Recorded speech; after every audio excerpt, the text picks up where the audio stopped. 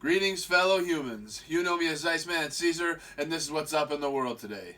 Someone roars, Bobby scores at the good old hockey game. Oh, the good old hockey game is the best game you can name. And the best game you can name is the good old hockey game. I'm sorry, I love that old tune. Shout out to Stomp and Tom Connors. That song is up there with the iconic Canadian tunes. You know, right up there with the Hockey Night in Canada theme. You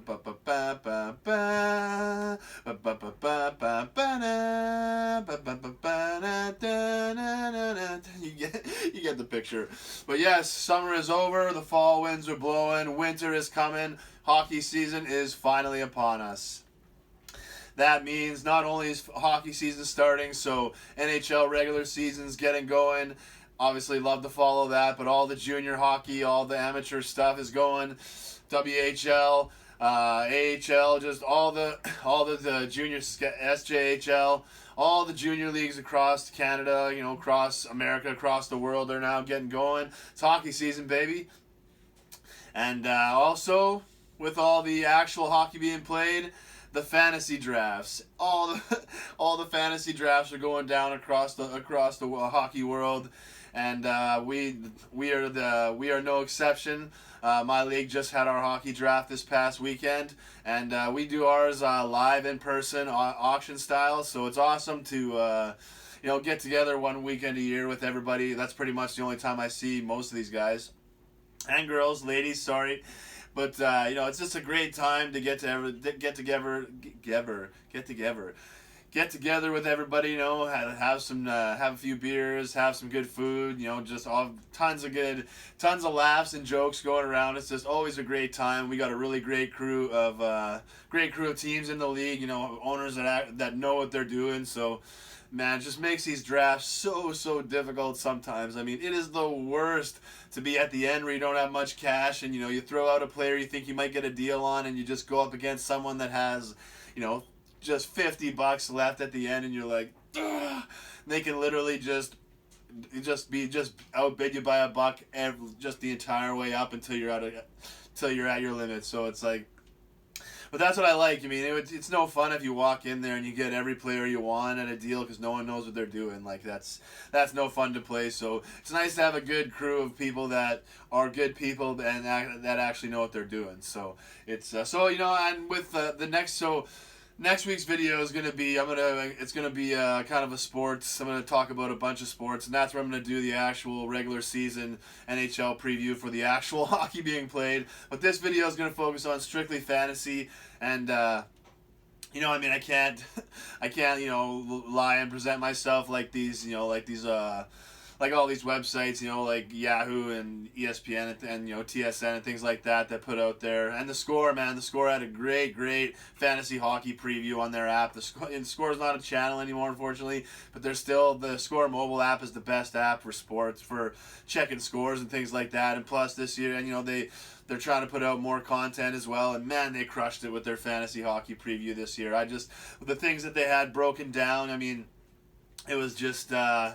It was great. It really helped me prepare for the season. It was exactly the kind of things I was looking for, and it matched up. A lot of their rankings and stuff matched up with what I was thinking. So I like when that happens because I do a lot of research. So I like to think I have a pretty educated, intelligent opinion about it. But I mean, it's fantasy sports. It only goes so far. I realize that, but.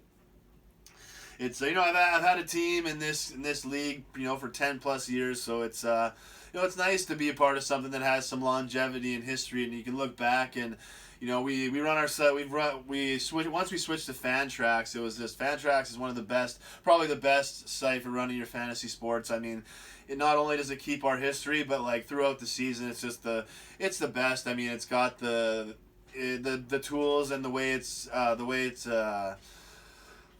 outlined on the site. It's just it's the best website. They changed the way you trade this year, which is going to take some getting used to. Kind of sucks, but I mean, whatever. It's still the best site, but that's the site we use. So it's cool. I love that they keep the history for it. You can go back and see, go see the previous years and remember all the teams and the people that have moved on and things like that. It's pretty awesome. It's fantasy sports sometimes gets a bad rap because some people get over the top with their criticisms and with how crazy they get, but it's really if you don't go too far with it, it's really a fun thing to do, and it really is a lot of great fellowship and a lot of just a lot of great fun. So it's one of my favorite things that has come into the sports world. Yeah, I try and get in a league for every single sport. I haven't been, man, it's been 3 years since I've been in my baseball keeper league, and it's just, it hurts. But, still rocking and rolling with the hockey, thankfully. And so that I wanted to do a little fantasy hockey preview. So I'm gonna base the preview pretty much on how my league drafted. Like, I'm gonna use our top 30 auction prices, the guys that the top 30 salaries for our league. That basically kind of would show who we think are the top 30 players. So I think that'll be a good way to present it. I mean, most people aren't in auction keeper, and ours is a keeper league too. So prices, the auction prices might not be able to be used for people that are in year to year leagues, but the top 30 guys are the top 30 guys, really. I mean, so if knowing who these guys are should help you in whatever format of draft that you're in. But that's how I'm going to kind of do this fantasy hockey preview based on the league that I'm in. So I'm going to break down my team that I drafted, and then I'm going to talk about. Then I'm just going to break down the top 30 the highest salaries for our league. Then I'll also do defense and goalies, since the top 30 is pretty much off a list of forwards. But I'm also going to break down defense and goalies, just for people out there that might be looking for an extra edge in their fantasy hockey, getting ready for their draft. Season starts next Wednesday or third Wednesday, I think it gets going. So there's still time for people to draft, but just break it down a little bit for people that might not be as knowledgeable, so they can have a little bit more knowledge of each position. But yeah, so I'll break down my team, do the top 30 highest salaries for our league, and then do I think the top 15 goalies and top 20 defensemen. So it's that'll kind of be the format for the video. And first we'll start with my team, the Brute Squad. But actually, before I get into my team, I better break down what our league and the categories we use, and just the settings that we go by. It's a 15-team league, so 15 teams in the league across the board.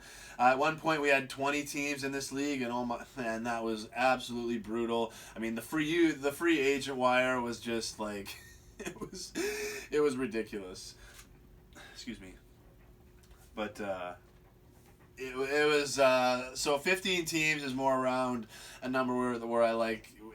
15 teams is pretty much a perfect number, because basically all the good players go in the draft, and then the bench draft is pretty it's pretty sparse for that. So I mean, looking on the free agent wire now, after everyone's drafted their starting lineups and bench, it's like it is some slim pickings, but that's what I like. I mean, I just shake my head sometimes at people just say, "Oh, I got this guy off the free agent wire, and I got this guy." It's like, are you kidding me? Like, these guys were drafted for a salary into the $20. It's like, and these guys are telling me they picked them up off the free agent wire. So, and that's another reason why I'm glad I'm in leagues that are higher skill. But it kind of sucks because you really, none of these fantasy shows or articles are really any relevant information, because there's all of their little sleepers, and here's people to target for your free agent this week. It's like, these are people that have been long gone on free agent wires, and I mean long since drafted. So it's like, I mean, it's it's just not. I watch them to try and pull out certain tidbits of information, but it's like, sometimes I just shake my head when they show here's your people to target, and it's just like, really? Whose leagues are you suggesting for these things? But this is information that I would have. I wish that you would have told me yesterday. if you could tell me a week before these guys are going to do that, then I could pick them up and get ahead of the curve. Then I'll be, coming to your site every day to read your stuff and things like that. But obviously, if you had that kind of that kind of prowess for predicting things, you'd probably may not be just doing fantasy. So it's but so obviously it's a tough thing to do. But that's why I'm glad I'm in competitive leagues that require a lot of it. You have to pay attention, or else you're going to be wasting your money, because that's the league's got to be for real money, or else people are just going to waste their time and not care about it. And but if real money's on the line, then everybody's trying and everybody's putting their best foot forward. So it's a 15-team league. You have to pay for transactions. It's basically you have to pay all in for paying the stats guy for the whole year, paying for the site and everything. It's basically like $60. Yeah, you pay $60 at the draft. That covers you for all your yearly fees, and then it gives you a little bit for transactions. I think it's $1 per add and drop, $2 for trades, and that just builds the pot up really nicely, and it ends up every few weeks or every couple months you owe like $25-$30. You pay that, and then at the end of the year, first place can take home $600-$700, even up to $1,000, depending on how active the league is trade wise and transactions. So it's you got to pay attention, and you can't waste your time, or else you're gonna find yourself out of the loop and definitely not be able to get into the money. Top 5 positions pay out: first, second, third, fourth, fifth, and so the categories we use are special teams points for forward and defense. That's power play points and game-winning goals. Power play, I believe short-handed points count. I'm not 100% sure sometimes, but for sure power play points and game-winning goals. And then regular goals, assists, plus minus, penalty minutes, shots on goals, and this is the big one: hits and blocks. So your standard leagues, they don't have I forget what the so most standard leagues have points per game instead of hits and blocks. But when we made the change, I was so glad, because I thought points per game was such a stupid category for fantasy, not fun to track at all, and it really was just another category that benefited the elite players. So hits and blocks really balanced out the playing field, because now you add in hits and blocks, all of a sudden these bangers that are elite players are now, their value goes through the roof. Guys like Jamie Benn will put up hits and blocks. Alex Ovechkin will put up hits and blocks. So it's like these guys, all of a sudden, they're already elite players, valued high.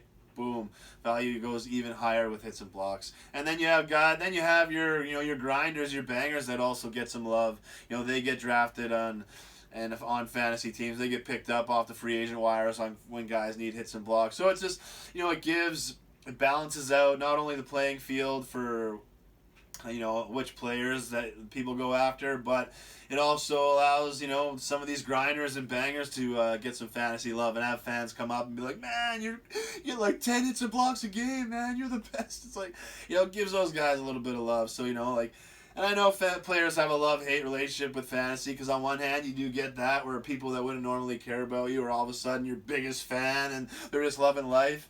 But on the flip side, fantasy also makes people not care about the real sporting aspect of it and just care about stats. And the home team could win 40-0, but if your guy didn't put up 3 touchdowns and whatever, you're a loser, man. Scored 40 points and you don't get a touchdown, you bum. Like, that drive players insane. But I'm going to talk about that a little more. But hits and blocks is a big. So having hits and blocks is a big difference between other leagues. But that's why I love the fantasy hockey preview for this year. Definitely check it out on the app, because they broke down the top 200 for standard leagues with your points per game, but also top 200 for banger leagues, hits and blocks leagues. So it was just, I love that they did that, and it really gave you, just helped you lock in a little bit better for the type of league that you're in. So definitely check that out if you're still yet to draft. And we only have 2 goalie categories because we used to have 3. We used to have your standard 3, your wins, save percentage, and goals against. But when we voted on it, the guys that wanted to change to 2 were saying that it's just, guys you could really spend your money on 2 good goalies, and that's when we had 20 teams in the league. That was 60 points, bang, right off the bat. Like if you have 2 good goalies, you're getting 60 points right on into your standings total, and that usually meant you're like in a really good position to. It basically meant you're gonna win. So we thought that you break it down to 2. Not only do you make it like so goalies are still important with 2 categories, but you can't they're not gonna allow like they're not gonna be the difference between like a team being able to. Just teams can't just win by having 2 good goalies. That's what we wanted to avoid. And they also they chose goals against instead of save percentage because save percentage bad goalies on bad teams can have their save percentage numbers way inflated because they face like 70 shots a game, and they let 5 in, but their save percentage will be so high because they face so many shots.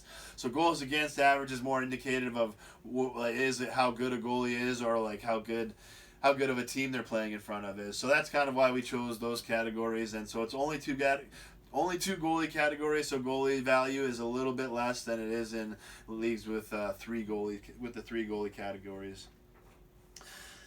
So draft salary coming into the draft, everybody gets a draft.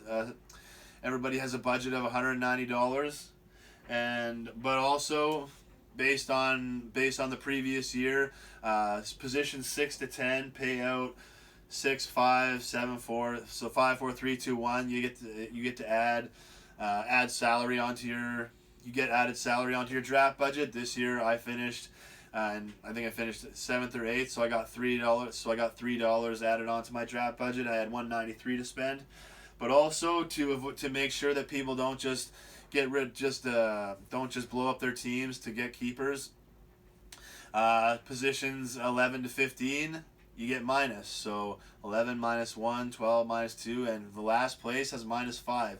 And I know even the guy I think he finished last is like, man, I finished last and you guys are taking money away from me, making it even harder. But it's like, man, it's like the rule is in there to make sure people don't, halfway through the season blow up their team and just, for some keepers, and then, all of a sudden they're at the bottom of the barrel for half of the year. It's like we want people to be competitive, to keep trying, to keep trying to move up in the rankings. So, the incentive is there. You do not want to finish at the bottom of the barrel in the league. Trust me, I have, and it sucks seeing that draft salary go, especially when you get down to the nitty gritty and you're like, I could use that extra $3 or $4.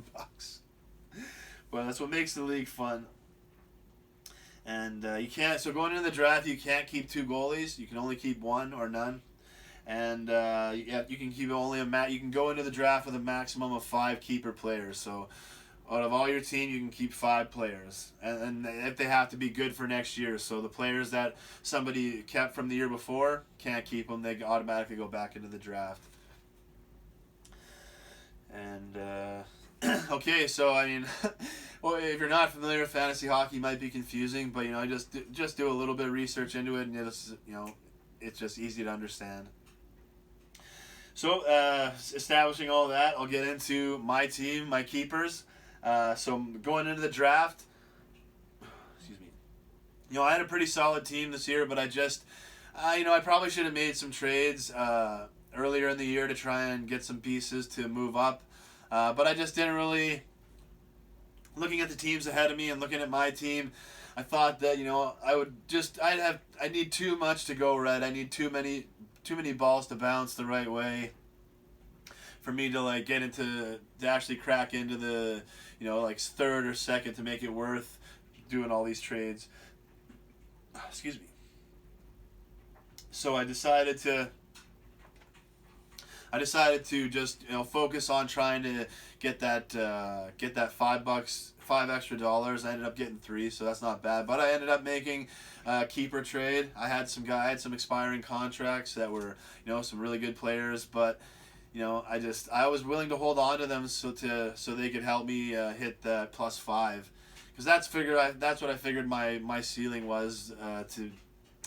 I figured that's the best I'd be able to do this year was to get that 5th spot, and that's what I wanted. I'd rather get that $5, add that $5, and finish in 5th place, and basically get my money back for what I paid. It's like I think it was like $80-100. Not that I would have been upset with $80 or $100, but just like it was just go for with the team I had and the keepers I had. I thought I was really better off with that extra $5.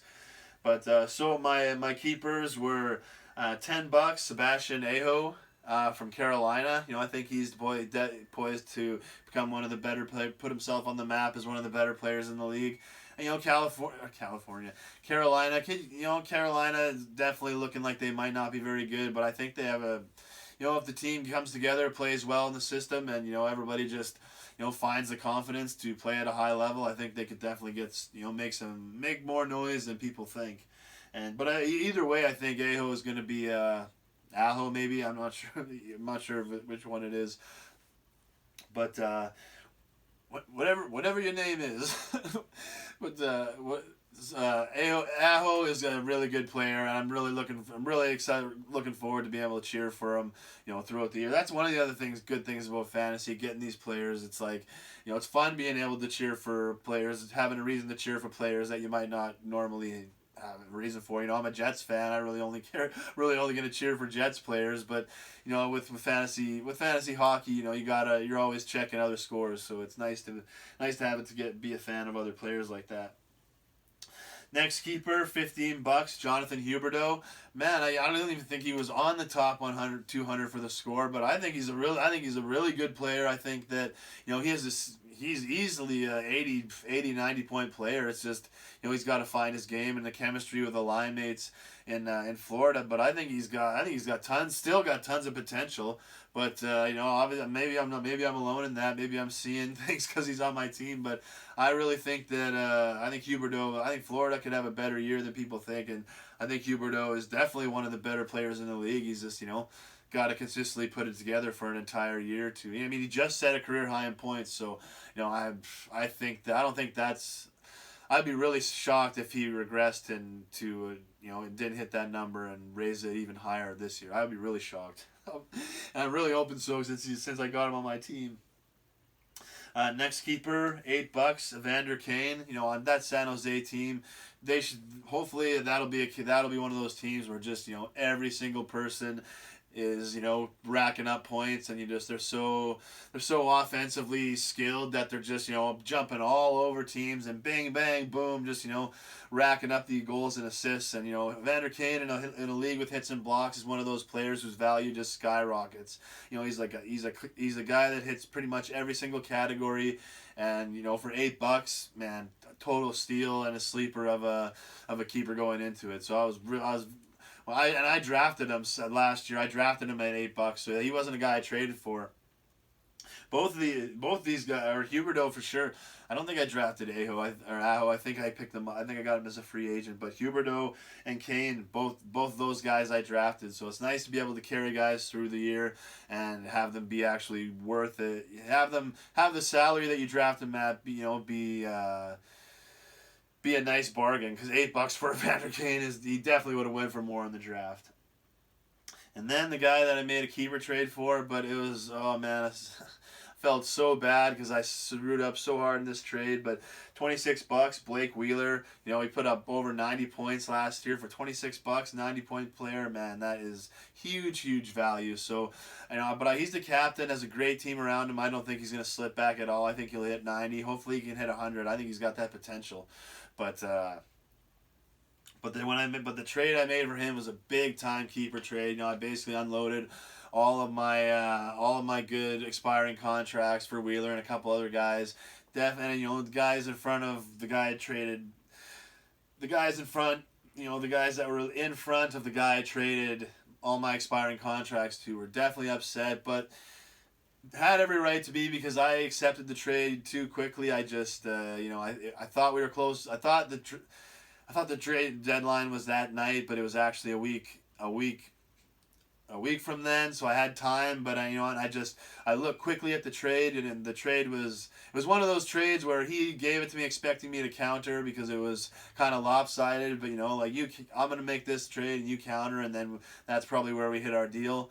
But I just didn't look close enough, and there was one player on my team that really swung the deal to make it dumb, and but I accepted the deal. I just didn't look close enough, and it's just I'm not that kind of player. I don't make those kind of trades, so I just really felt so bad for. And the guy that was in front, he's a really good dude. He's one of my favorite guys in the league, and he's kind of like me. He definitely kind of always struggles in the middle of the pack. So when he gets the lead, he definitely doesn't want any idiot like me making stupid trades like that. And if the roles were reversed, I'd have been so pissed, so livid, man. So I just felt so bad, and I'm definitely, I tried to make it up and make it right, but it just, it doesn't really. And I couldn't cancel the trade because it had to go through, but it was just, it was bad situation. But everything's good, everything's cool now. Made it right and everything, but it's just. Still feel awful about it, but got Blake Wheeler out of the deal, so hopefully it all works out aces this season. And my last keeper going in, $10, Will Butcher. I think he came on the scene last year. I didn't really see him coming, but man, did he have a good year. Contributed with goals, assists, specialty points, pretty much everything across the board.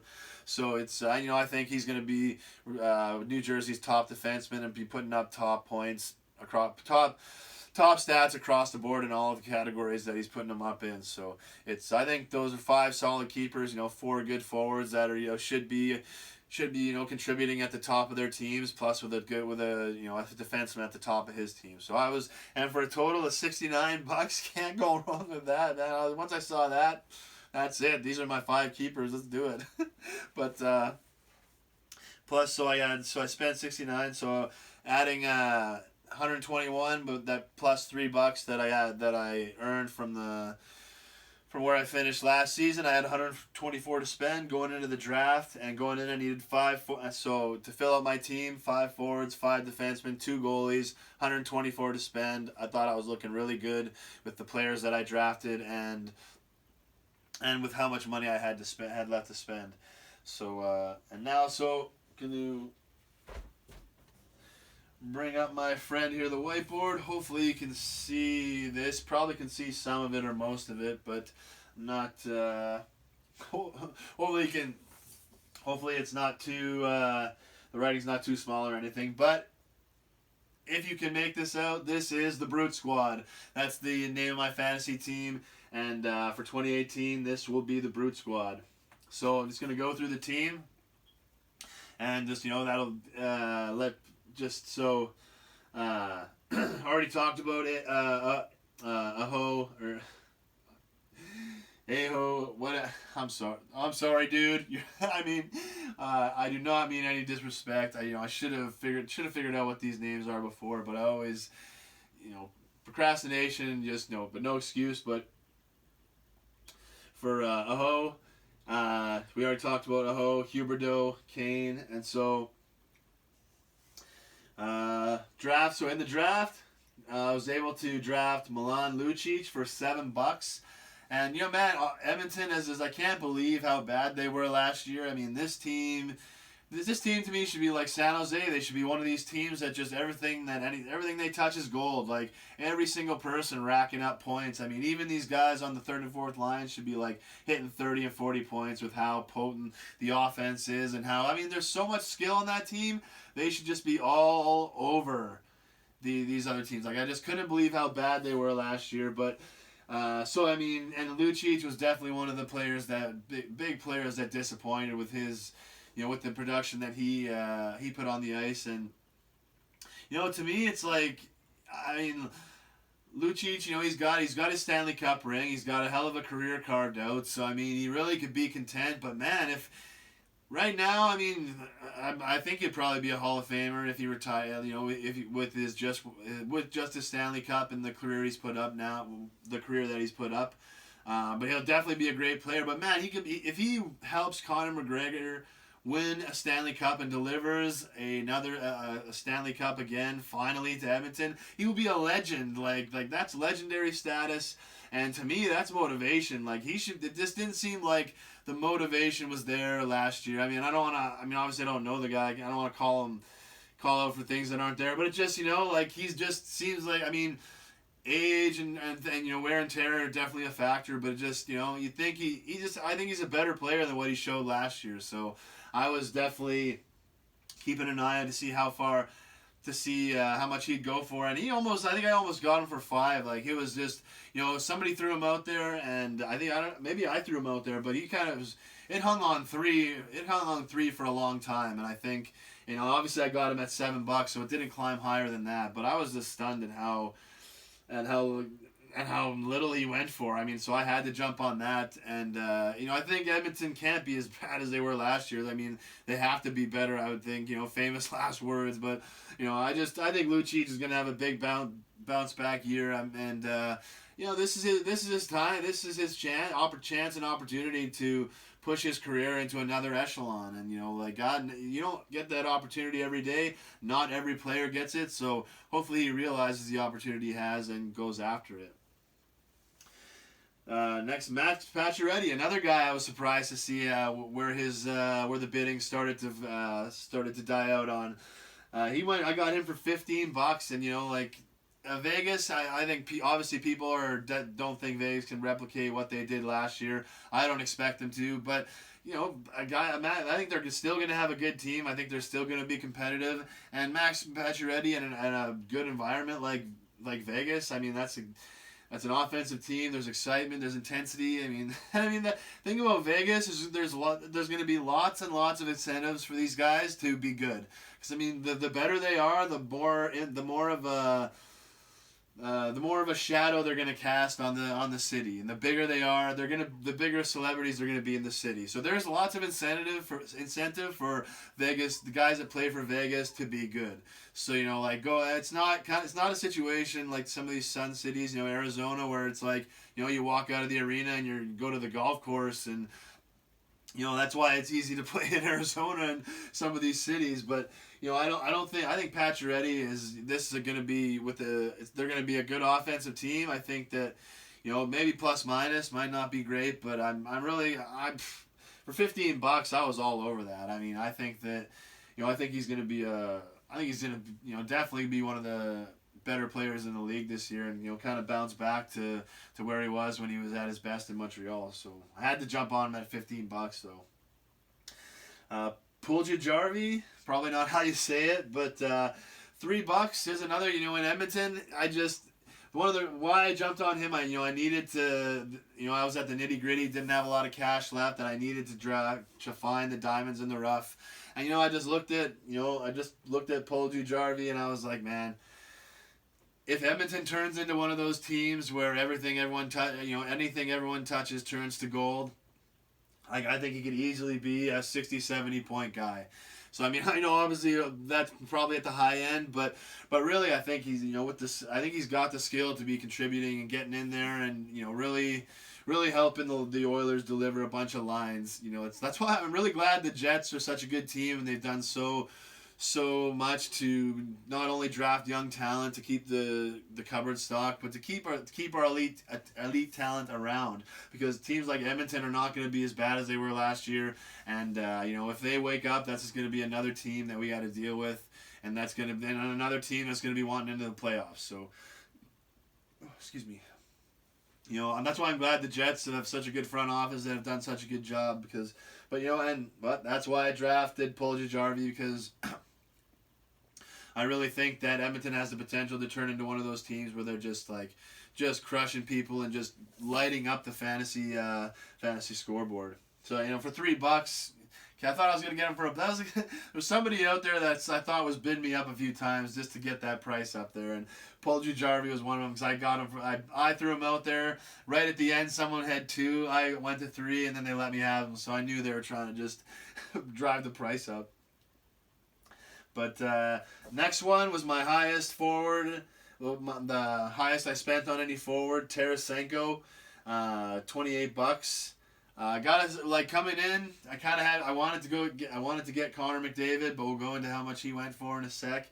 After that, I wanted Jamie Benn. He went very high as well. So Tarasenko was the next highest ranked player. Took him a little bit. It was a few rounds went by before he got called out. I wanted to. I was hoping to get a bunch of money. More money would have got spent before, but $28 I think is still a good deal for him. He's a little bit banged up coming into the season, but hopefully that's just, he was able to get back to 100%. St. Louis should be a good team, and Tarasenko is one of those guys I always never was able to get on my team. These guys that are just lighting up the specialty points and the shots and the goals. It's just like he's just one of those exciting players that I was never able to. I'd always watch other people spend the money on, and for one reason or another, I'd never get. So hopefully, I've got him when he's still, putting on the Tarasenko show. But I think he'll be worth it. I think that's a good investment for $28. It's not. I didn't have to go into the 30s, but I still, I paid the price for what should be a good. I think he's still an elite player, so I'll be looking forward to cheering on him as the season goes. And we talked about Wheeler, kept him for 26. And last guy filling out the forwards, Andre Case from Anaheim, $3. I'm looking for a sleeper to kind of emerge and see if somebody that is not on the radar is going to jump out and play well. And Andre Case seems like he's got the skills and the talent to be able to turn his potential into actual success. So. He's another guy. I threw him out there for $1 right before going once, going twice. Somebody threw out 2, and then I threw out 3, and they let me have him. So it's the same person. So I knew it. I knew they were trying to just drive up prices, but that's what the auction draft. That's why I love it. And you just got to be careful. Sometimes you try and drive up the price and get somebody dropped on you. Like the champ, the 2-time champ got two big salary defensemen dropped on him when he already came in with. High salary defenseman, so that was pretty funny. But I'm hoping for big things from Case and Anaheim. And then, so moving on to my goalies. This was where I spent the most of my draft money. Spent $32 on Andrei Vasilevsky from Tampa Bay, but he was the highest ranked goalie on the rankings that I was using, and I had him as pretty much my highest goalie because Tampa Bay is a great team in front of him, and Vasilevsky is a really talented goalie. I just got him for $32. I really need him to play at an elite level. Can't afford any regression with that because $32. I basically was all of my goalie budget, which was why I only was able to spend $1 on Darling, but.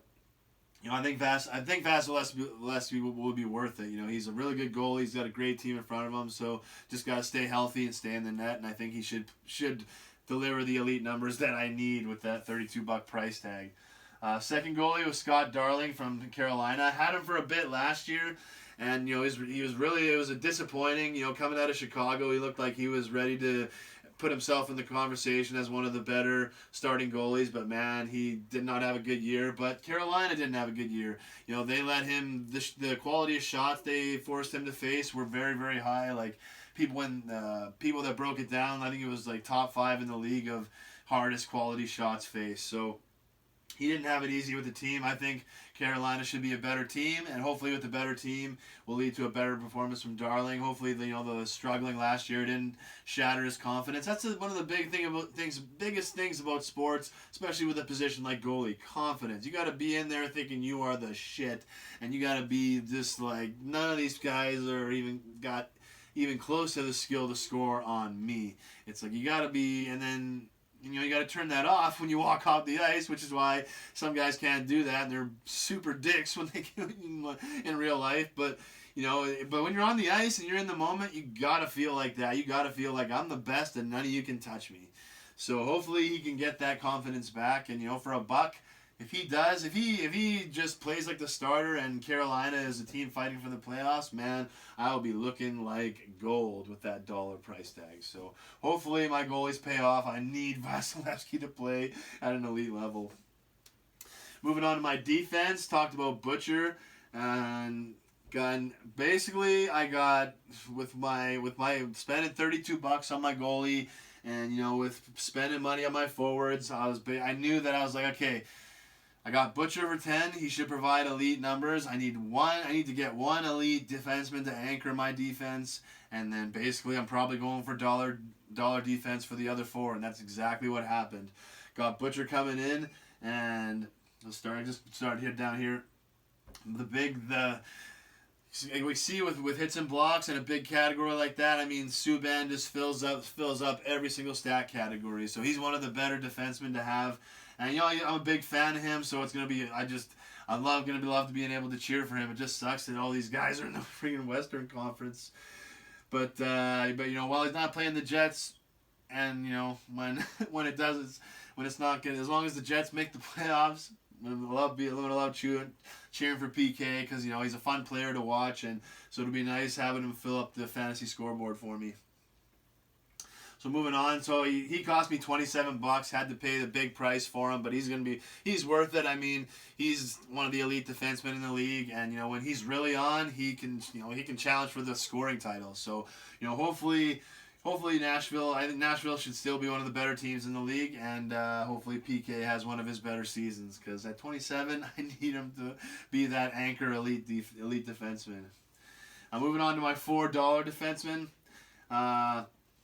Really hope Vancouver is not a dumpster fire this year, because I got their top 2 defensemen, Del Zotto and Edler, both each for $1. Man, if Vancouver takes a step forward and becomes a better team this year, fights for the playoffs, I will be looking.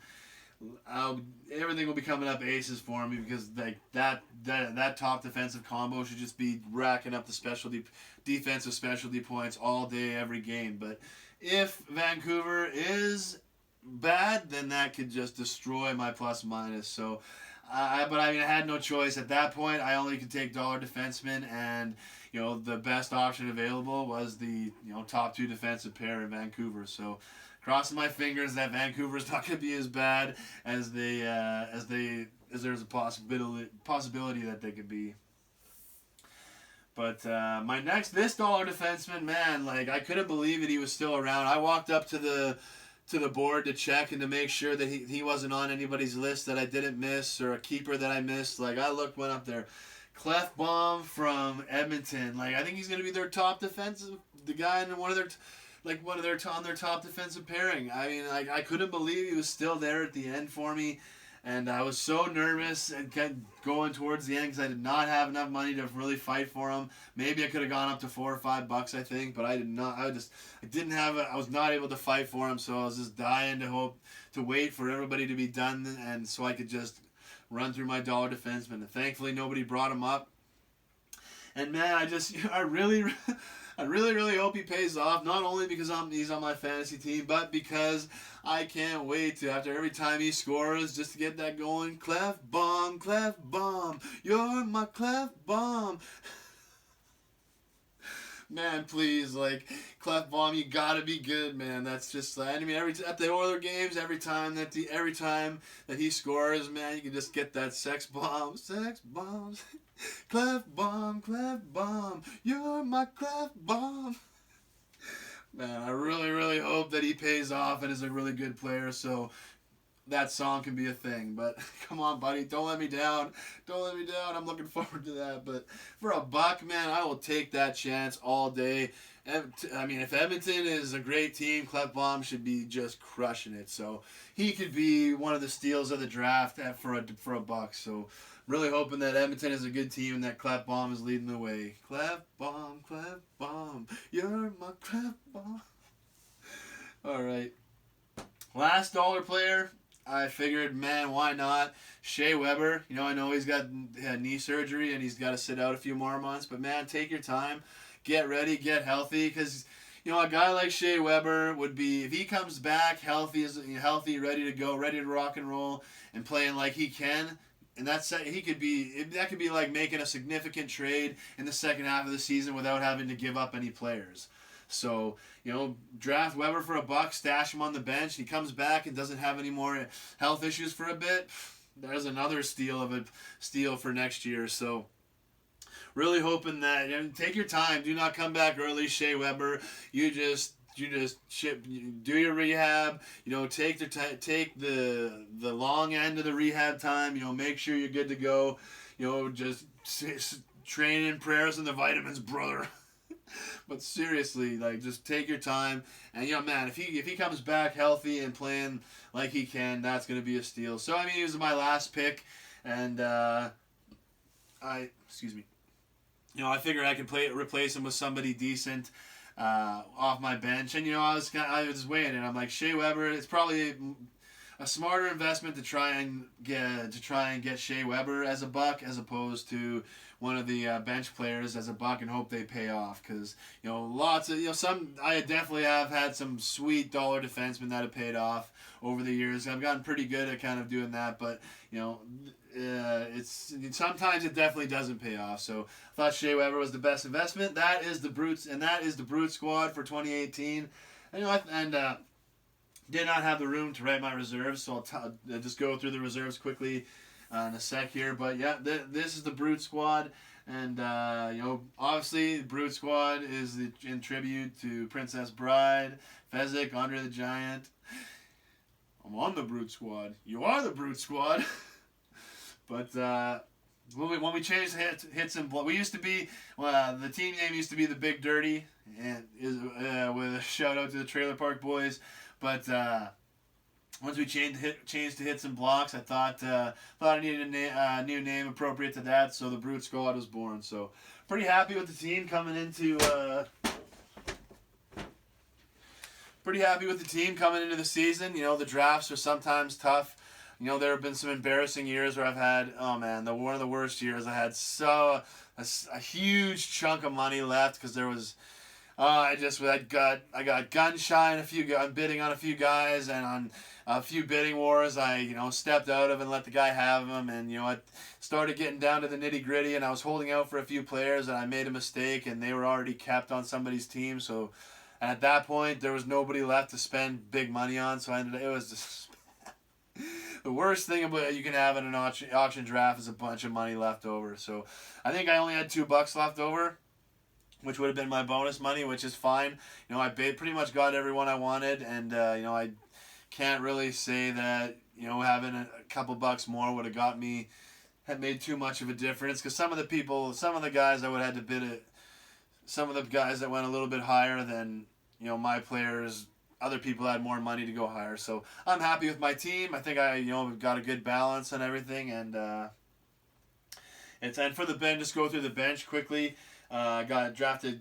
So our bench, we just go through and pick them, and everybody's $10. So that's changing next year. We'll kind of be drafting them, and so everyone will be a buck. Because at $10, a lot of these guys, that just destroys the value for keeping some of these guys. I mean, at $10, there's not much value for keeping some of these bench guys that actually perform good. But at $1, man, the value will be there for these guys. So I'm glad we're making that change for next year. But for now, you just pick the bench guys, and all the bench guys are automatically $10. But drafted Keith Kincaid back up in New Jersey. I think he's a good young goalie. Corey Schneider's had some injury issues, and Kincaid could definitely take the lead and become the starter. So with the drafting a question mark like Darling as well, I knew I needed another goalie, and I'm happy with Kincaid. I think he's got potential, and even if he doesn't get the starting job, he should put up pretty good stats as a backup. So good goalie for my bench. Next, Michael Furland from Carolina. I believe he's a rookie, but I think he's a good, solid young player. I think he should contribute hits and blocks. I think he's a hitter. I'm pretty sure, but I think if Carolina's plays better than people think, I think Furland will be a big part of it. So I had my eye on him. I just wasn't able to there was a couple other guys I wanted to draft before him in the actual draft, but I was hoping he'd be around on my bench, so I was glad I was able to snag him. Jason Spezza, not a guy I would have normally stashed on my bench. A guy would have been like, yeah, whatever, let someone else have him. But just to pick him up in the bench draft, and one of the articles I read said that he has a potential to have a better year than normal. And I mean, obviously his ceiling's probably like 50 points, but man, if Jason Spezza comes anywhere close to 50 points, I will be, having a party. So, uh, I'm sorry, I'm not making fun of him, man. It's like we love Jason Spezza around our family and around the hockey, and we appreciate him and his laugh. So we're not not making fun of you, man. We're just, but and then next one, Mike Matheson from Florida, good defenseman. I think he's a solid guy to be able to plug in for Shea Weber until he's there, and he could be a guy that gets in there and makes you think that do I want to put Shea Weber in after when he gets healthy? So Matheson, I thought was a good guy, a good defenseman to have as a replacement for Shea Weber coming into the season and getting him on the bench. I'm happy with that. David Savard, another defenseman, hit some blocks guy. Not gonna get me much defensive specialty points, but he's a good guy to have in there, and just to hopefully plug the gap until Shea Weber comes back healthy. But probably be starting Matheson instead of Savard. But yes. But my final draft guy is one of the guys I'm most excited about. Jonas Siegenthaler, hopefully I'm saying that right, but man, Washington defenseman. He's just a really young guy, 21 years old, but has the coaches excited, has fans excited. He's hopefully he cracks them with the opening day roster. He's so young that probably not going to stick around on the main roster for the whole season. He's there now. He's probably going to make the main roster because one of the Kempney I think is hurt. So as long as he's hurt, hopefully Siegenthaler will be there. But man, he's an exciting young player, and it would be a great fun story, defending for the, to help with the sometimes the hangover and slump that can occur after winning a championship. Have a good young exciting player to rally around, and since he's on my fantasy team, I would love for him to pay off. So I'm really rooting for Siegenthaler. Hopefully he becomes a legitimate fantasy player for this year and beyond. That does it for the Brute Squad. That's my lineup. So yeah, going through that kind of helps. Hopefully that helps you a little bit. Talking about each player to give you a kind of idea of maybe who you want to target if you want to target a guy. So it's. I'm pretty excited. I'm pretty excited about my team. I think I have a chance to compete for the money with this team. I'm definitely gonna have to make a few moves, but I'm gonna hopefully my team does well enough that I don't have to make too many and just have to do a little bit of tinkering here and there, and hopefully I'm able to compete in the money because I've never won in all my 10 plus years, and I want to win so bad. Excuse me. It's not even about the money. It's just to be, for the respect and just to be able to, just for the accomplishment, to be able to say that you did it. Because there's, like I say, these are skilled leagues with good owners and guys. So, guys and girls, man, the women here know what they're doing. They are, they are very, very smart and skilled, and they are stealing good players that I want left and right. So it's just such a fun, awesome league to be a part of. So now after talking about my team, gonna go through the top 30 salary players that were drafted in our league, and so some of them I already talked about on my team, but I'm just gonna quickly go through the top 30. So, number 1, highest salary player in our league this year was Connor McDavid. He was drafted for $43. Excuse me. And coming into the draft, he was obviously the number 1 target, and I was hoping that he'd stay in the 30s. I was part of that build. I was part of that bidding. I stuck with it into the mid 30s, but once it got into the high 30s, it pushed to 40 pretty quick, and then I just didn't think I could justify 42. That would have really rocked with my other plans. So as much as it hurt, I had to watch that 42 get counted down and him go to another team, or 43 get counted down, him go to another team. But it's I think Ovechkin one year went for 50, so it's not the highest, but definitely paid the price, and they definitely need Conor McGregor to play. Conor McGregor fighting this weekend, but Connor McDavid, they definitely need him to play at an elite level, paying $43. Number two, another guy I've seen hit in the 50s, Sidney Crosby. This year went for $37. I almost jumped on him, but 37 was kind of at where 37 to me is where his value. He's probably not going to be able to get you more value than $37. So. But I mean, it started to slow down at the early 30s, which I was surprised at, and I was definitely jumping all over that if it did.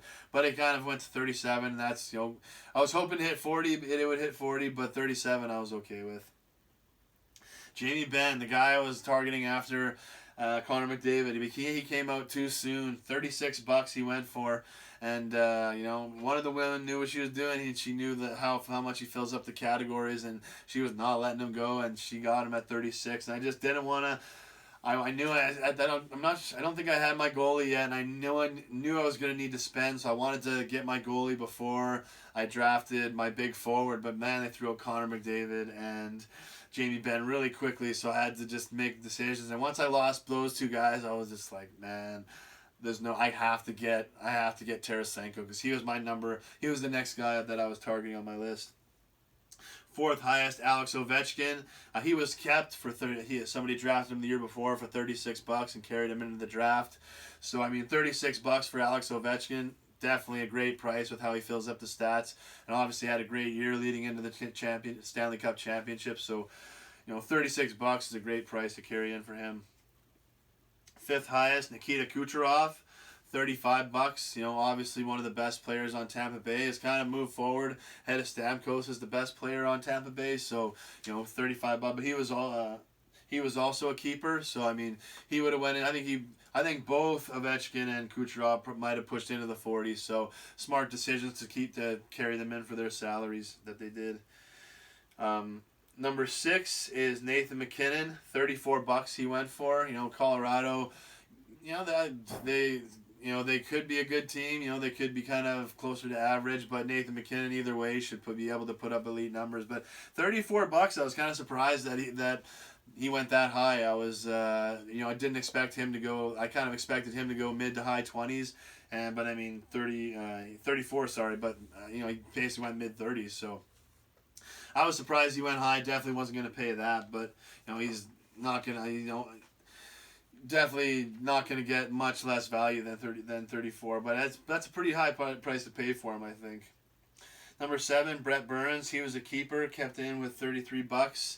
Probably around where he would have went. Maybe would have went a little higher. But I mean, Brent Burns is always going to deliver for you, at least while he's at the elite stage of his career, which he still is. So $33, definitely a good price for him. Number 8 is Evgeny Malkin, $32. Another guy I almost jumped on. He went.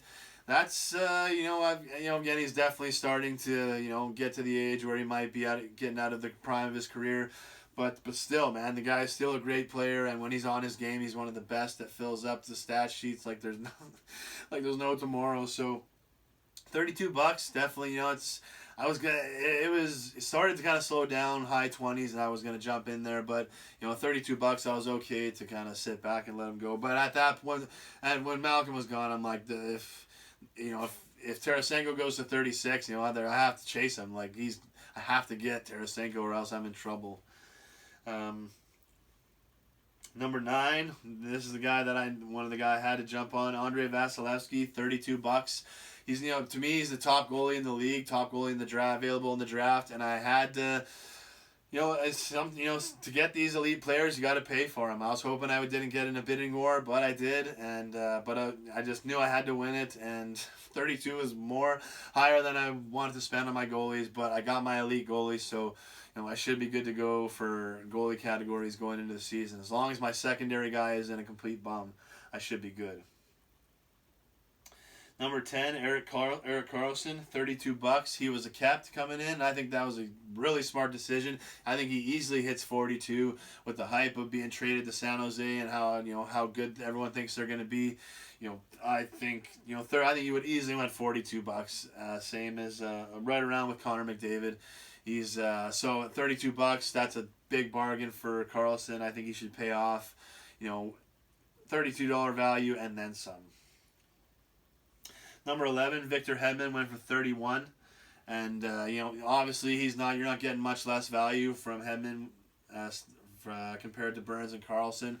So Hedman's right up there filling up most of the stat sheets. So, and Tampa Bay is a great elite team. So it's Hedman's a guy that just is crushing when it comes to defensive specialty points, and that's one of the stat categories that can really hurt you not being at the top. So having a guy like Hedman is pretty big, and that's why I paid 31 for him. Number 12, Johnny T, the big free agent signing this summer. They went for $31 to the Leafs. Man, it kind of caught me off guard. I thought he was going to go way higher, and the bidding slowed down, and I just kind of scrambled and going once, going twice. I just ran out of time and decided not to do it. And I don't know, 31. I think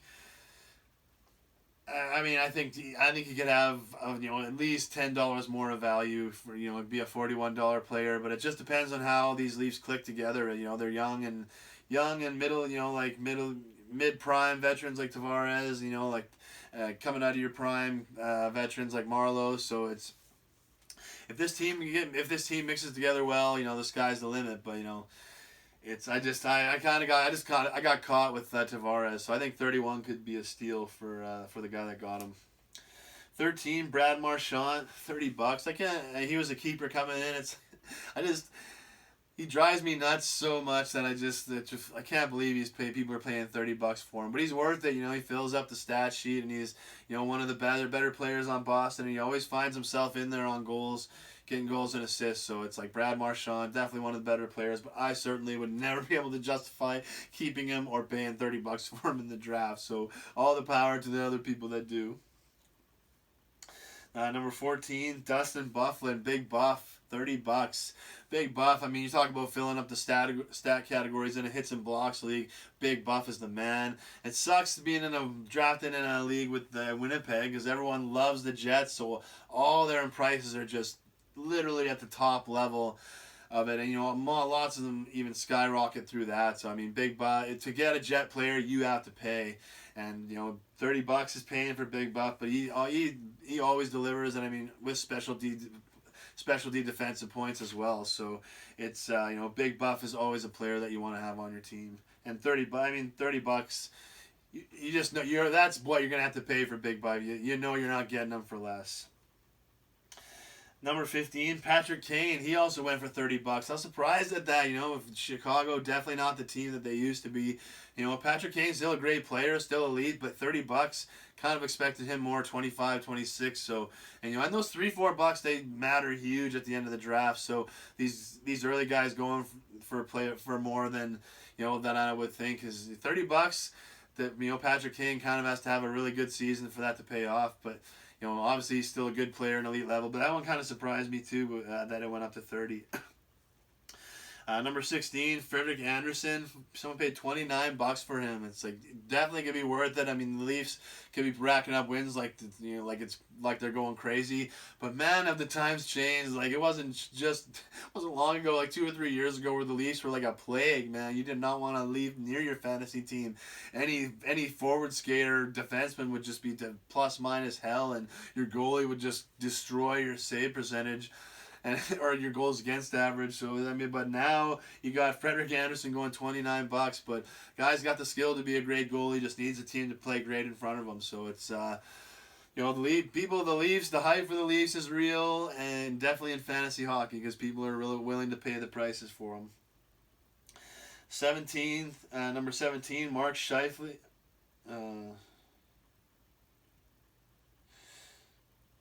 Why is that? Mark Scheifele went for. I think I wrote down the wrong number. Sorry, went for 29. Yeah, Scheifele went for 29, and like I say, for the Jets, you have to pay for them top level dollar every time. You never get a deal on a Jet, so it's even the sleepers that you think are. That these guys going to be good later in the season. No, you're not getting a deal on them. Other guys think that too, and it just drives you nuts. But Scheifele's proven himself as one of the better players in the league, and Jets need him really. I need him to I love seeing him play at a high level, and he was the first first player the Jets drafted and developed. So it's awesome to see him turn into a great player, and I just love watching him play and perform well. So it's definitely need him to stay at a high level, but I think he will. He's got the skills, he's got the team around him. So $29 Scheifele should be able to deliver for that team. Number 18, Steven Stamkos. Not as much as he went for in previous years, but still a high price, $28. But you could tell people were a little bit scared because of the injury history. It took him a while. It took that thing a while to get up to $28. I mean, obviously no one's gonna let him go for 19 or 20, but people were letting the prices hit, going once a lot before people would jump in. So people were a little bit gun shy on Stamkos for. Was the injury, and 28. He's the big question mark. At $28, he could definitely be worth it. That could be overpaying because of an injury, or that could be one of the steals of the draft. Because Stamkos could be leading the league in scoring and one of the best, literally the best player in the league. So I was considering it, but it just he went pretty early. He came out pretty early on, so I just wasn't willing to. I didn't know if I wanted to go up to 29 into the 30s. I think people would have fought me into the 30s for him if I had jumped in on that. So kind of had to let him go. But $28 is a pretty good price for Steven Stamkos. 19, Vladimir Tarasenko. That was myself, $28. And like I say, after losing out on McDavid and Ben, I was like, there's no way I'm not getting Tarasenko. And then Malkin went out before too. I was just like, okay, that's for sure. And so I thought I might get him at 24, 25, but people fought me up to 28. But that's okay. I was scared I was gonna have to fight him into the low 30s. So I'm happy with 28, and I just hope the Tarasenko is back and ready to go on big Broadway, baby, because I need it. Number 20, Austin Matthews, $28. This was another one I kind of was kicking myself. Because I thought he was for sure going into the 30s. When it slowed down at the high 20s, that really caught me off guard, and I just kind of panicked and didn't do it. But I think I should have probably, had $2 left, so maybe I should have tried to fight him a little bit. Probably should have tried to throw in a bid at 29 or 30. But if ifs and buts were candy, and that's how that goes. So. But Austin Matthews, I was surprised he went that low, $28. He could, with the team around him, he could just be an absolute monster. So it'll be interesting to see. But I think $28, I think it'll probably end up being a little bit of a steal. 21, Mitch Marner, $28, went the same as Austin Matthews. You see, I think Austin Matthews' ceiling is a little bit higher than Mitch Marner, so that's why I was kind of surprised to see them go. But Mitch Marner went a little bit later than Matthews, so people were starting to see that the elite players were, they were few and far between. But I mean, that's kind of why I'm kicking myself about Matthews, because of where Marner went. It's like, man, if he went there, Matthews probably should have went higher, and I probably should have thrown a couple more bucks in on him. But it is what it is, and it's but man, if the Leafs don't pay off this year, people are going to be pissed, because there were some high draft prices paid for Leaf players. Number 22, Tyler Seguin. $27. Man, did they have the best contract extension reveal of all time, man. I'm saying it right now. It was like the end of Super Mario, and they had a little Sagan player went through it. Oh, it was just amazing, and they had to do it shooting pucks and everything. Like, unbelievable job. Literally the coolest thing they could have done. Probably made Sagan feel like just a champion. That's the type of things that players want to see an organization doing for their best players. That's going to bring in other players and free agents. So that was such a cool thing to see. Sagan's definitely worth it, and I think he'll be a guy motivated to deliver on this contract, and not just settle back and. Not just settle back and collect the money, because after he got traded, after he was the one that got traded in after he got traded from Boston and not drafted first overall, that didn't kill his career, that made him work harder and push himself to a higher level. So I don't think we're gonna see Sagan sit on the money and just not perform. So. $27. I think that'll probably end up being a pretty good bargain for Sagan. He could easily be at the finishing at the top of the league. Number 23, back to the Brute squad. $27 for PK Subban, and like I was talking about in my team, I knew I needed one defenseman to to anchor the team. And like I was talking about, lots of the guys were kept coming in. Lots of the best players were kept. Burns, Carlson were kept. Buff went for 30, so it was like I knew I was gonna have to pay. And once I kind of lost out on Buff, I was like, okay, Subban is the guy. And 20. I'm glad I got him. I'm glad I was able to get him. $27, I think, is a pretty good price. It definitely makes him an option to carry into next year as long as he plays at an elite level. And man, if he plays at the high end of what he's capable of, he could be challenging for the scoring title. So hopefully on the high end, but I think he'll easily, for sure, be worth that $27. I don't think I'll be left pissed off with PK. But he's one of my favorite players anyway. So I'm glad that I'll be able to get a chance to cheer him on in the season. Now, number 4, Patrik Laine, $27. Like I say, Jets paying big money. It's just like, man, it's Laine went a little bit later. I was kind of hoping to be able to jump on him at a little bit of a cheaper price, but man, it's just like right through the roof. And for $27, I just wasn't able to make it happen. That's one thing that what sucks. It's like I just envy the people that get him on their teams. Not only do you get to cheer on your team, the Jets, but man, when Laine scores and does good, it's like it benefits you, fantasy. It's just so much excitement. It's just that's why I love having Jets. It sucks that I'm never able to get him, and I'm gonna cherish having Blake Wheeler this year. Hopefully, he has a great year so I can really enjoy it, because it's very rare that I'm able to get my hands on a Jet player for during the fantasy season. You animals. Number 25, my boy, Blake Wheeler, $26. Obviously due to the trade, but $26, no doubt about it, keeping him 90+ points last year. As long as he hits that level, or just a little bit close to it, he'll definitely be worth that, and give me a good shot to compete for the championship. So, man, I'm just happy that I get to have a cheer for one of the Jets' best players this year. Doesn't happen often. Number 26, Pekka Rinne, $26, goalie. I think she should be the third highest goalie, and Rinne is just one of those standards. You can always look to him for wins and goals against. One of the best goalies ever in the NHL, and I want to see the Jets win a Stanley Cup. But if they can't, I really hope that Nashville's able to break through and win one year, because it'd be good to see Rinne get a ring, and just put his career on that next level, because he's been such a great goalie. He really deserves to have that championship to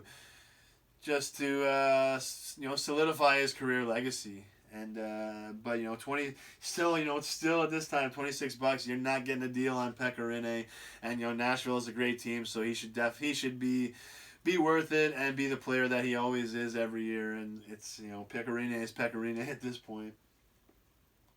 Number 27, another goalie, $25, Braden Holtby, champs. Obviously coming off the Stanley Cup championship, people are gonna think that he's gonna have a good year. And the guy's a great goalie. He should keep rolling as a great goalie, having a great year. Washington still has a great team in front of him. So, and $25 is pretty much. For an elite goalie, you're paying into the 20s. So $25. I think he'll hit that value for sure. Number 28, another goalie, Ben Bishop, $25. He went so much higher than I thought, but he was so late coming out. Wanted pretty much the second last good goalie to come, the good actually good goalie that was left. Bishop was out so late, but that's why he went out. I think that's why he went so high, is he had tons of people. He had everybody that had money left that needed a goalie was fighting over him, and some of these guys had good chunks of cash left, so. That's why, but $25, definitely paying for Ben Bishop. But Dallas could be one of the best teams in the league, and if they are, Ben Bishop will be one of the reasons they are. So, I think that's a good gamble. But $25, you are definitely paying at the high end of his value for sure. 29, Phil Kessel, the king of hot dogs, $25, still going high. Kessel's one of the guys. I saw in an article people were saying one of the guys that they were saying to stay away from, that had a big chance for regression, and that's what they say every year. Phil Kessel's supposed to take a big step back and really leave the elite top top 30 conversation behind. But man, and just every year he just produces and puts up the production to keep himself in the conversation. And $25 is higher than I would want to. Like, for me, if I'm getting Phil Kessel on my team, I gotta be able to get him for 15 to 18 and get a deal. But it's you don't want to. At this point, I'm not betting against Phil Kessel to put up enough points to be worth $25. So. And last but not least, the 30th highest salary player in our league this year, Johnny Hockey, Johnny Gaudreau, $25. And Calgary added some pieces. Looks like they're trying to take a big step forward this year, and and one of the reasons will be Johnny Hockey. So it's $25. That's not. I mean, he could definitely put himself take that step up and put his game in the conversation with top 10 in the league, top 10 forwards in the league. So if he does that, $25 is a huge steal, a huge bargain. And definitely a good investment and not a big gamble at all, I think, for $25. So it's just an honorable mention, number 31, John Klingberg. He's also 25. The last one at $25. The number 32, I think, goes down to 23. So, but John Klingberg, defense in Dallas, $25. I mean, that's to get that elite anchor defenseman. You have to. You're gonna pay. So, Klingberg at $25. That's definitely at the higher end of his value. But if Dallas is one of the best teams in the league, Klingberg will be also, like Bishop, will be one of the reasons, and he'll be putting up big numbers for the fantasy owners. So, just wanted to mention him because he was there at $25. But that's the top 31 highest salary players. So obviously the salaries might not match up to your auction league, or if you're not doing an auction league, salary is not going to mean anything. But just knowing who the top highest salary players, who were the most, I mean that kind of should help you to see who the better players in the league should be this year. So hopefully that's able to help. I'll just throw out a few more interesting salaries out there. William Nylander, $12. He looks like he's on his way out of Toronto, so people were a little gun shy. Where is he going to end up? Is he going to be able to put up numbers in the place that he ends up? So, but it's definitely worth the investment at $12. And if he goes to a good team, he's a guy that could slide right in and start putting up numbers. So interesting there. And Ilya Kovalchuk coming back from the KHL. Went for $10, and man, I thought I was gonna be able to throw him out there at the end and save $4 or $5 and get him for $4 or $5 at the end when nobody had any money left. But obviously somebody had the same idea and threw him out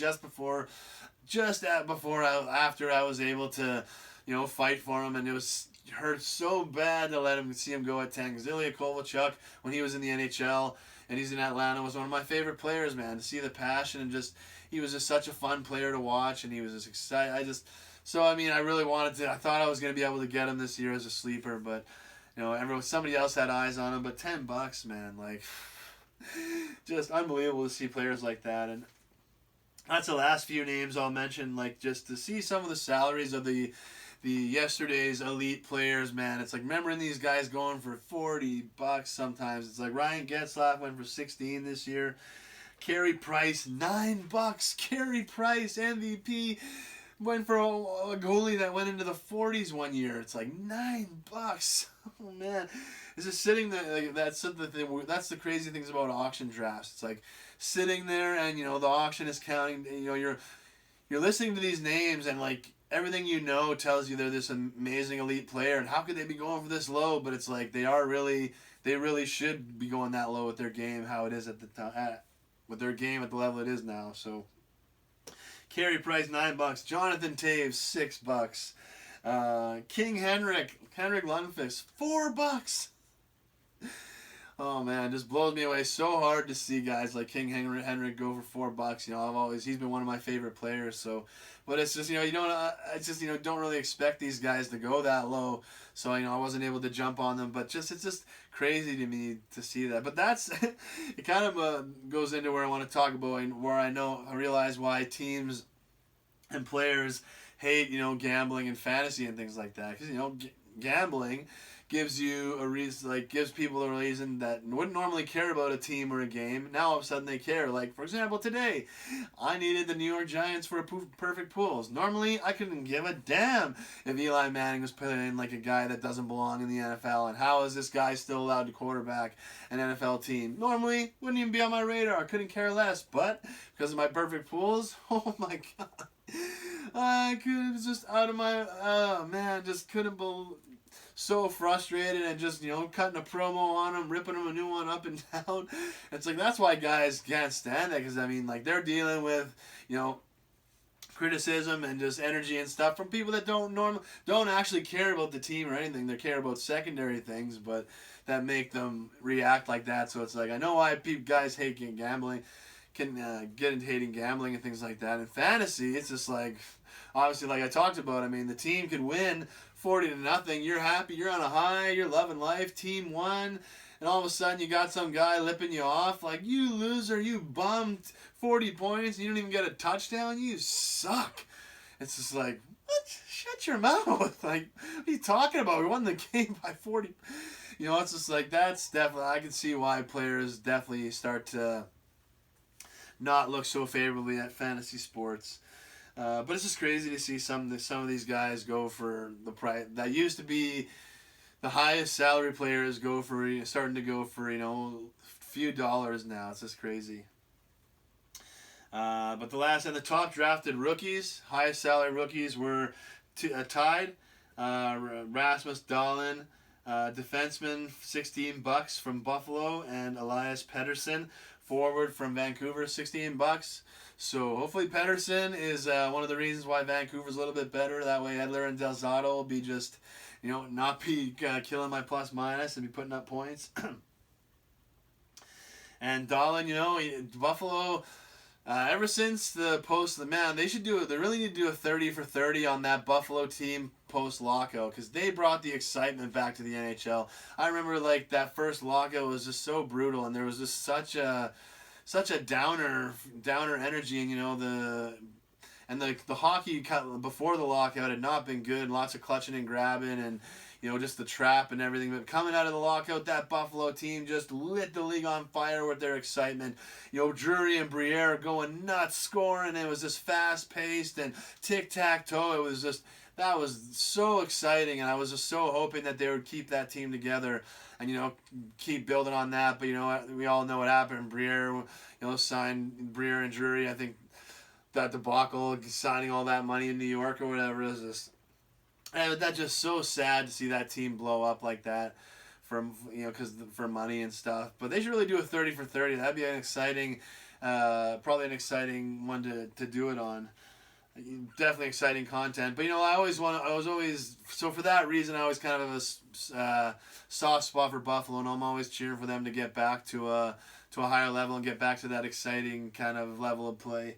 So if they're gonna do that, Dahlin playing at contributing right off the bat will definitely be a huge thing. And for $16, that's why I never really get into drafting on these rookies like that. $16. I mean, that's pretty much at the high end of the value. I mean, a rookie has to get almost the best case scenario to hit a $16 value. So that's why I'm usually not in on it. But be interesting to see how these guys play it if they live up to their draft money. So I know this video has gone a little bit longer than I was kind of intending, but I'm just going to go quickly through the top 20 defensemen for salary, just in case people need a little bit more information than the DF talked about. So we got number 1, Burns, 33, 2, Carlson, 32, Hedman, 33, Hedman, 31, 4, Big Buff, 30, number 5, Subban, $27, number 6, Klingberg, 25. Talked about all those guys. So here's the rest of the defensemen. Number 7, Roman Josi, $23. Nashville power play, one of the best defensemen in the NHL. Number 8, Drew Doughty, $22. Still bringing in the high salary, man. But Drew Doughty, he's filling up the categories. He's worth it. Number 9, Pietrangelo, $21. St. Louis should be a great team. Pietrangelo is number one defenseman there, so he's always racking up the points.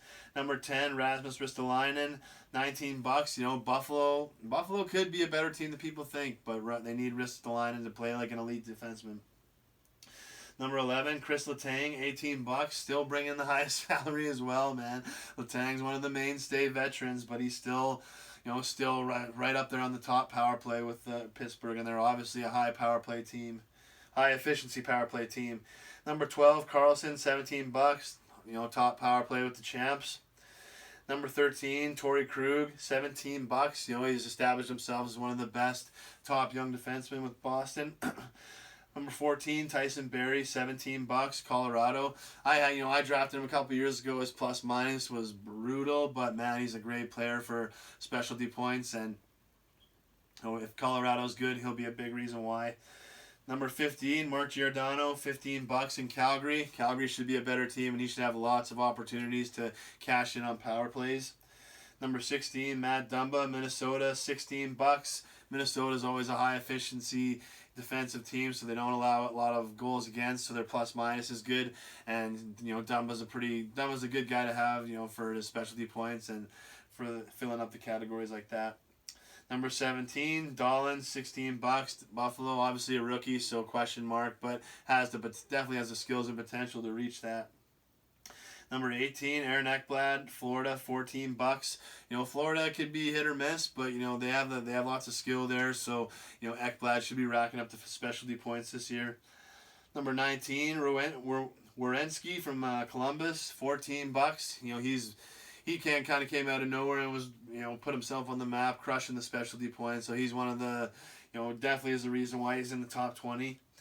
And 20, last but not least, 20th, the Ghost, Gostis be here, $13. Philly has been struggled a lot more the last few years than I thought, but this guy, so his plus minus sometimes can dip into the minus, but it's he's always putting up the specialty points, so definitely a good guy to have on the roster. So that's the top 20 salary defensemen for the league. And just quickly going to go into the top 15 goalies just to finish things off here. For the top one, the highest salary goalie in the league, I had to get him. Vasilevsky, $32. Second highest, Frederik Andersen, $29. Toronto. Third, Pecorine, $26. Fourth, Braden Holtby, $25. Number fifth, Ben Bishop, $25. Talked about all those guys. Cam Talbot, number 6, $23. Man, if Edmonton reaches their potential, that's a bargain for Cam Talbot with the wins he'll be putting up. So, $23, a good investment. Excuse me. Number 7, $22. Bobrovsky. I'm sorry. I hope he's cool with that too, man. That's just so much fun to say. Bobrovsky, one of the best goalies in the league. Lots of love for him. Hopefully he's cool with us with the Bobrovsky. That's just fun to do, but no disrespect. But $22, Bobrovsky is I think a couple years ago people had him for $3, so they thought he was kind of stepping back, but man, just continues to prove himself as one of the best goalies in the league, and Columbus should be fighting for playoffs this year. So Bobrovsky should deliver in wins and goals against. Number 8, Devin Dubnyk, $21. As long as he stays healthy, man, he's in a great team in Minnesota that allows him to keep his goals against high. And with a good team, they usually delivers on wins too. So Dubnyk's a good goalie. Had him for the last few years. So it's kind of sucks to say goodbye, but it's the life in fantasy. Number 9, Mike Smith, $19. He was a guy that I had targeted for maybe my second goalie. Maybe I thought I could get him for, $3 or $4 or $5. Nope, no way. But he went. That's $19. Part of the reason why is because people at the end that had lots of money that needed a goalie were just fighting over him. So probably inflated his salary. But Calgary should be a good team, so he should definitely kind of pay off close to that level. Number 10, John Gibson, $18 in Anaheim. Yeah, he's a really good goalie, but Anaheim not really sure what they're going to deliver this year. So, 18 could be a little bit higher than it is, but Gibson's 18 kind of seems right. But it just, with Anaheim, you just don't know what Anaheim's going to deliver as a team, so it may not be worth it there.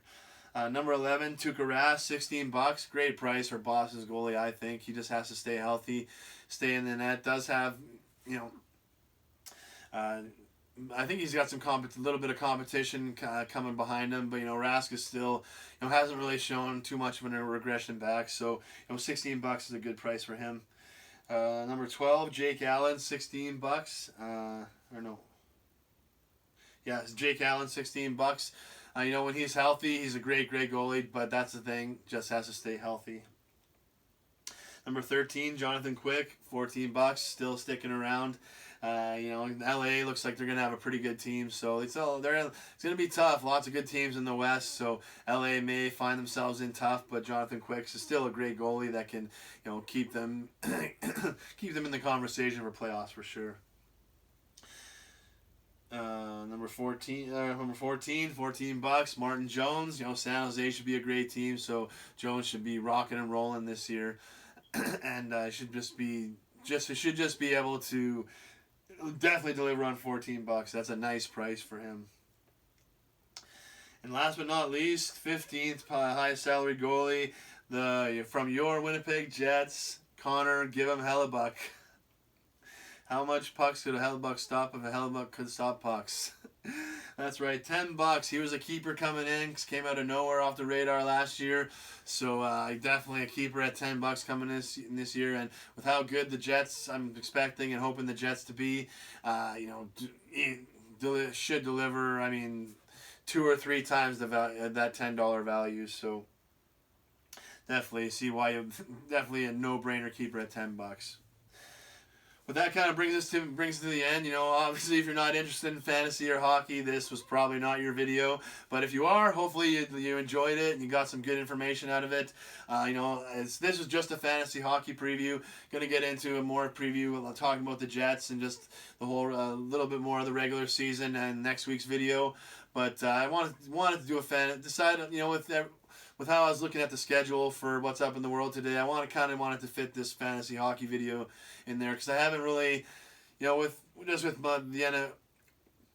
the problems I have with the NFL and how they've just some of the things that they do and how they've done some of the things that they've done. I don't really want to give them that energy in public and talk about them and just put the awareness and keep just the word of mouth out there. So I really kind of wanted to do a fantasy football preview and didn't do one there just because of that, and also not to tip my hand to anybody that might be watching that was in the league. But for fantasy hockey, I wanted to do one. So hopefully you enjoyed it and got some good information about it. But definitely went a little longer than I thought, so I'm gonna end it there. It's now all of you players that are on the Brute Squad, as I said in my post when I posted my team last night, you need to forget the team on your jersey. The only team that matters now is the Brute Squad. You play for the Brute Squad now, and you know what? Not stopping there. We are your only family going forward. So just forget about those other people. Sever the contacts and get ready to deliver. And remember, it's not worth winning if you can't win big. In regular hockey, that makes you the villain. In fantasy hockey, that is the motto, baby. It's not worth winning if you can't win big. Rack up those fantasy points for me.